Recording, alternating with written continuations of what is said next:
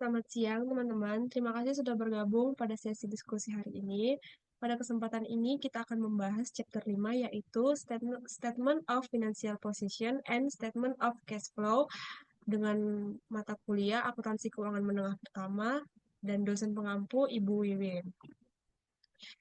Selanjutnya, kita perkenalan diri dulu ya. Perkenalkan, nama aku Melita Priskialna Baban dengan NIM 1040223112.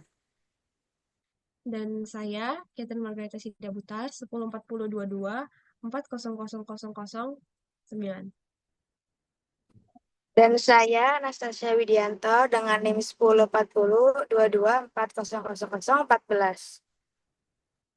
Saya Andri Indrianto A dengan NIM 104022240008. Baik, kita masuk ke pendahuluan. Oke, yang pertama di sini ada definisi laporan keuangan. Laporan keuangan Laporan keuangan merupakan catatan formal yang menyajikan informasi keuangan suatu entitas dalam suatu periode tertentu. Laporan ini mencakup posisi keuangan, kinerja, dan arus kas entitas tersebut. Laporan keuangan bertujuan untuk memberikan gambaran yang jelas dan terstruktur mengenai kondisi finansial perusahaan kepada berbagai pihak seperti investor, kreditur, manajemen, dan regulator. Selanjutnya ada tujuan dan manfaat laporan keuangan. Yang pertama, tujuan laporan keuangan.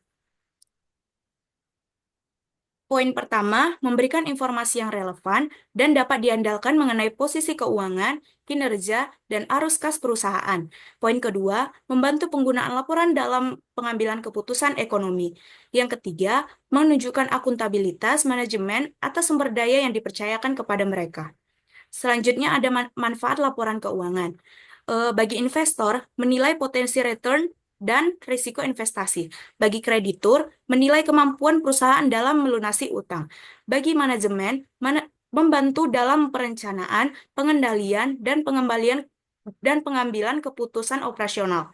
Bagi regulator, memastikan kepatuhan terhadap standar akuntansi dan peraturan yang berlaku.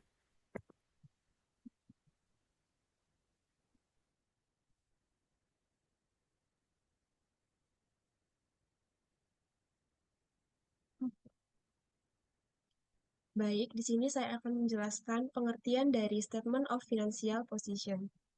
Statement of Financial Position atau disebut neraca adalah laporan keuangan yang menyajikan informasi tentang aset, liabilitas, dan ekuitas perubahan pada suatu tanggal tertentu.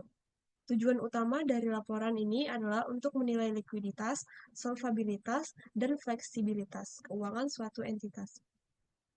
Meskipun laporan ini memberikan gambaran sistematis mengenai kondisi keuangan perusahaan, ada keterbatasan dalam penggunaannya seperti tidak selalu mencerminkan nilai wajar aset dan sering bergantung pada estimasi akuntansi.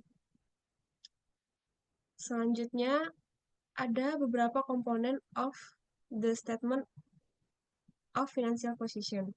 Yang pertama itu aset.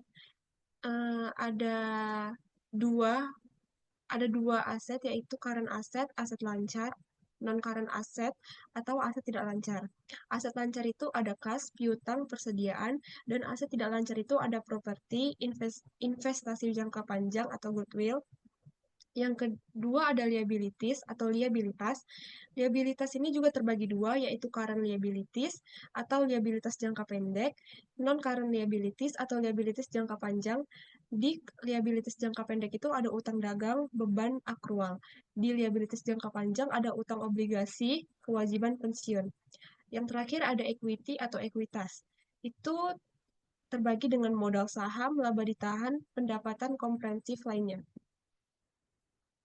Yang berikutnya, saya akan memberikan contoh Statement of Financial Position. Laporan posisi keuangan disajikan dalam bentuk tabel yang memisahkan aset, liabilitas, dan ekuitas. Sebagai contoh, perusahaan besar seperti Adidas atau Lenovo menyusun laporan posisi keuangannya berdasarkan standar IFRS.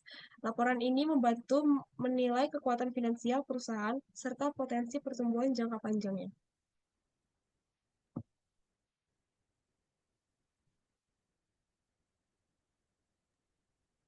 Selanjutnya ada definition of statement of cash flow. Statement of cash flow adalah laporan keuangan yang menunjukkan sumber dan penggunaan kas dalam perusahaan selama periode tertentu. Laporan ini membantu investor dan kreditor dalam mengevaluasi kemampuan perusahaan untuk menghasilkan kas, membayar utang, dan mendanai operasinya. Selain itu, laporan ini juga memberikan wawasan tentang efisiensi pengelolaan kas perusahaan.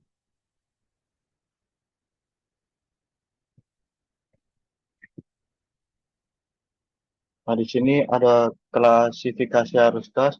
Yang pertama ada aktivitas operasi. Ada poin 3, yang pertama itu arus kas masuk, penerimaan kas dari pelanggan, penerimaan bunga, dan dividen.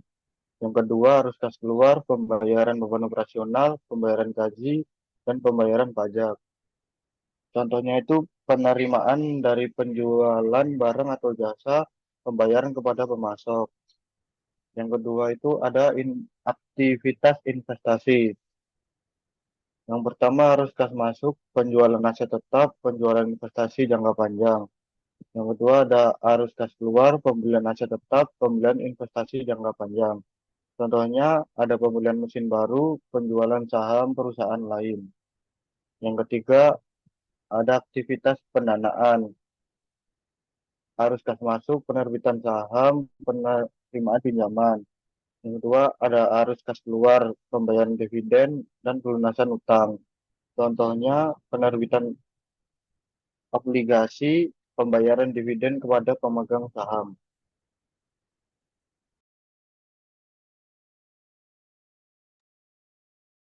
Ada cash flow statement presentation methods atau metode penyajian laporan arus kas. Yang pertama ada metode langsung, menunjukkan penerimaan dan pengeluaran kas secara langsung. Yang kedua ada metode tidak langsung. Metode tidak langsung dalam penyajian laporan arus kas dimulai dari laba bersih kemudian disesuaikan dengan perubahan dalam akuntan kas seperti depresiasi, amortisasi, serta perubahan aset dan liabilitas operasional.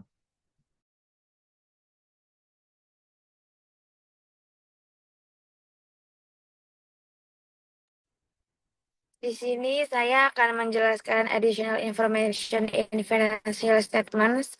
Selain laporan utama, perusahaan juga memberikan informasi tambahan dalam bentuk notes to financial statement atau biasa disebut catatan atas laporan keuangan.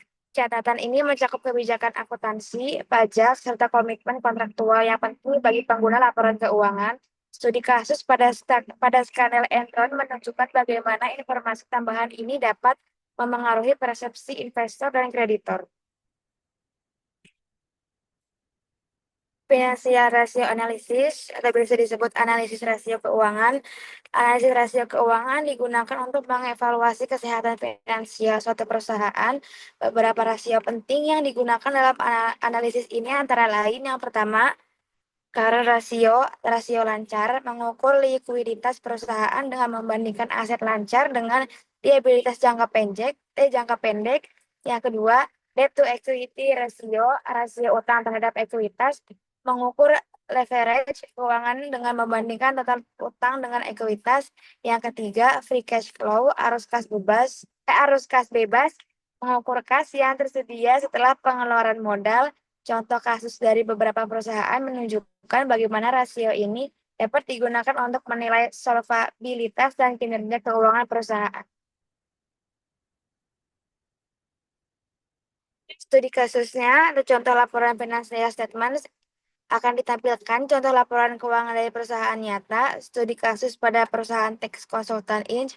menunjukkan bagaimana arus kas yang buruk dapat memengaruhi kondisi keuangan perusahaan secara keseluruhan.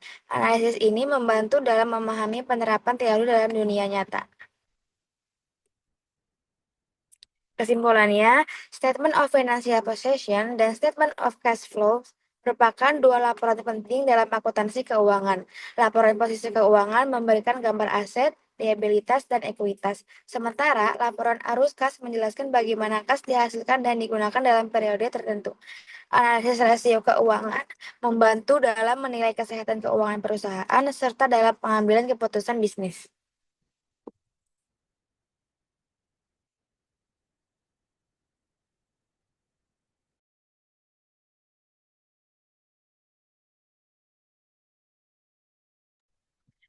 Baik, sekian dari diskusi kelompok 1 mengenai financial position and cash flow.